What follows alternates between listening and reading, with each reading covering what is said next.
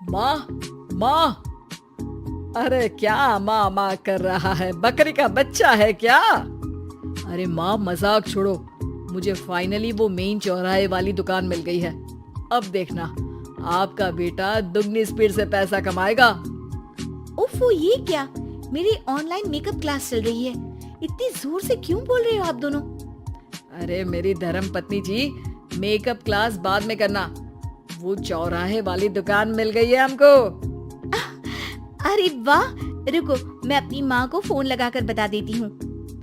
अरे मैं भी अपने रिश्तेदारों को बता देती हूँ। कितनी खुशी की बात है।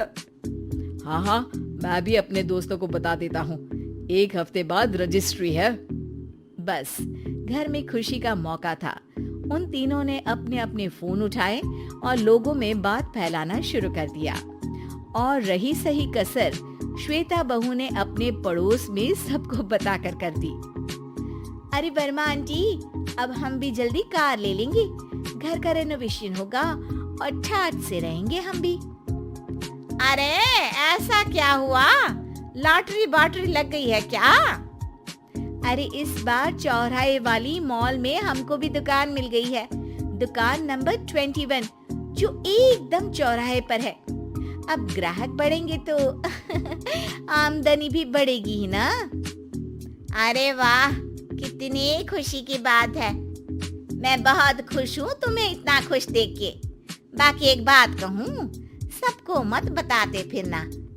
किसी की नजर लग जाएगी तो खुशी की खबर वापस लौट जाएगी। हैं? ऐसे थोड़ी ना होता है। अब डरा रही हो? अरे सही कह रही हूँ। काली नजर कहते हैं इस चीज को, जब आप किसी को कुछ बताओ और वो काम बिगड़ जाए। अरे लेकिन मैं तो... तुमने सबको बता दिया ना? हाँ, फोन लगा लगा के। अब बच के रहना। काली नजर बड़ी खतरनाक होती है। श्वेता इतनी खुश रहती है कि वो वर्मा आंटी की बात पर ध्यान ही नहीं देती, जबकि पड़ोस में और भी लोगों से खुशी की खबर शेयर करती रहती है। अगले दिन राजेश बहुत दुखी होकर घर आता है। अरे बेटा, क्या हुआ? मुंह क्यों सूजा हुआ है? मधुमक्खी ने काट लिया क्या? माँ, वो दुकान किसी और के पास चली गई। किसी ने ज्यादा भाव लगा दिया। अरे पर बात तो आपसे हुई थी ना उस दुकान वाले की। हाँ, आज मैं टोकन अमाउंट देने गया था, तब मुझे पता चला। कोई आकर सुबह मुझसे पहले ही ज्यादा अमाउंट दे गया। काली नजर। क्या कहा? वर्मा आंटी ने समझाया था कि किसी को बताना मत, वरना काली नजर लग जाएगी। अच्छा, तुम्हें उनकी बात मान लेनी चाहिए थी। उनकी बात मान लेती, लेकिन उसके पहले ही सबको बता चुके थे ना हम तीनों। अरे अगली बार से ध्यान रखेंगे। कोई भी नई चीज होगी तो किसी को नहीं बताएंगे। तीनों कुछ दिन ऐसे ही रहते हैं, पर एक दिन श्वेता को एक मेल आता है। राजेश, मेरा ऑनलाइन मेकअप कोर्स कंप्लीट हो गया। अब मैं खुद का पार्लर खोल सकती हूँ। अरे वाह, अपने मोहल्ले में ही खोलते हैं। ये जो घर के सामने दुकान है ना, वहीं। हाँ, यहाँ सस्ती भी मिल जाएगी।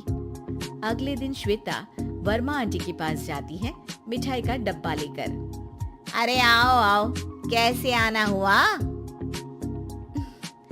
जोर से नहीं बोलूंगी।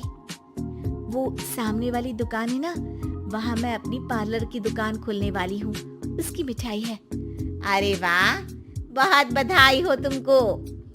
हाँ, मैं कमाने लगूंगी तो राजेश पर पूरे घर का बोझ नहीं रहेगा ना आंटी जी। ये तो है, पर ये बता कि तूने ये बात किसी और को तो नहीं बताई ना? अरे नहीं नहीं, पिछली बार गलती कर दी थी। काली नजर लगी किसी की और राजेश के हाथ से वो दुकान चली गई थी। सबको मत बताना। चलो मैं चलती हूँ, कल दुकान की बात करने भी तो जाना है। अगले दिन श्वेता दुकान के लिए मालिक से बात करने जाती है। अरे लेकिन दुकान तो हम कल रात को ही किसी को दे चुके हैं।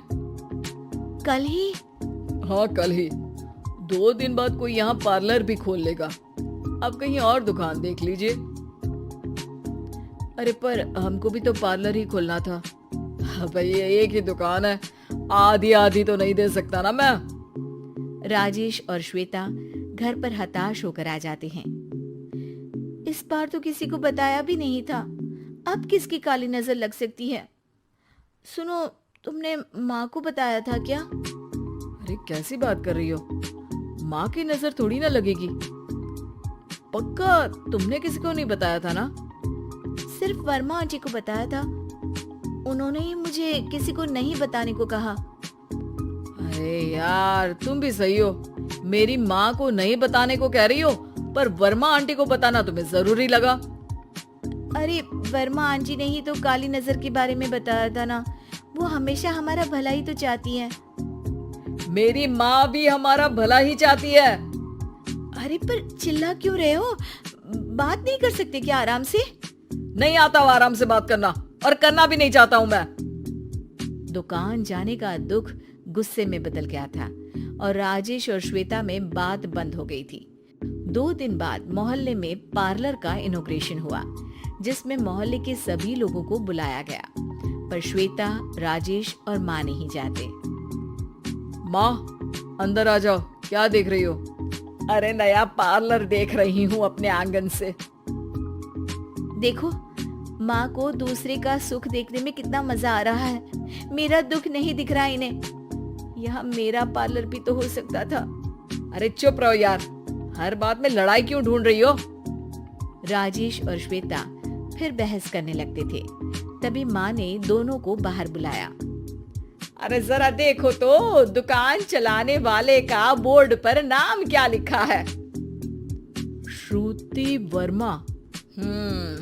गाड़ी निकाले बेटा, हमें कहीं जाना है। काली नजर का इलाज कराने। राजेश अपनी बाइक निकालता है। तीनों ट्रिपलिंग कर रहे हैं।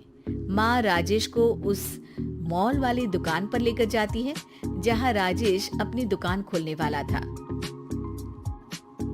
यही दुकान लेना चाहता था ना तू? हाँ, पर इनको भी दुखी करने लेकर आई हो क्या यहाँ पर दुकान दिखाकर? वहाँ काफी नहीं था? अरे श्वेता थोड़ा सब्र रख, अभी पता चलेगा कि हम यहाँ क्यों आए हैं। बता, इस दुकान चलाने वाले का नाम क्या है? अनुपम वर्मा। कुछ समझ में आया? वो दुकान वाली श्रुति वर्मा, ये दुकान वाला अनुपम वर्मा, और हमारे पड़ोस में हमने उस दुकानों के बारे में बताया किसको था? अब वर्मा आंटी को। मतलब वर्मा आंटी ही हमारा काम बिगाड़ रही है? नहीं नहीं, ऐसा नहीं हो सकता, ये बस इत्तेफाक है।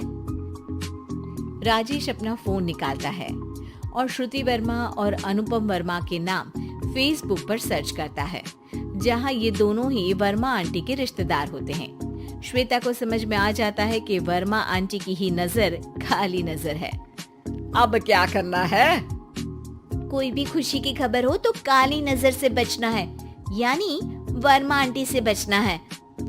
अरे पर मुझे ये समझ में नहीं आया कि वो हमारे साथ ऐसा क्यों करेंगी। अरे बेटा, एक सीख है, दूर के आदमी को आपकी तरक्की से कम परेशानी होगी, पड़ोसी को ज्यादा। दोनों माँ की बात में हामी भरते हैं और अगला काम चुपचाप करने की कसम खाते हैं, ताकि आगे से वर्मा आंटी कोई काम ना बिगाड़ सके।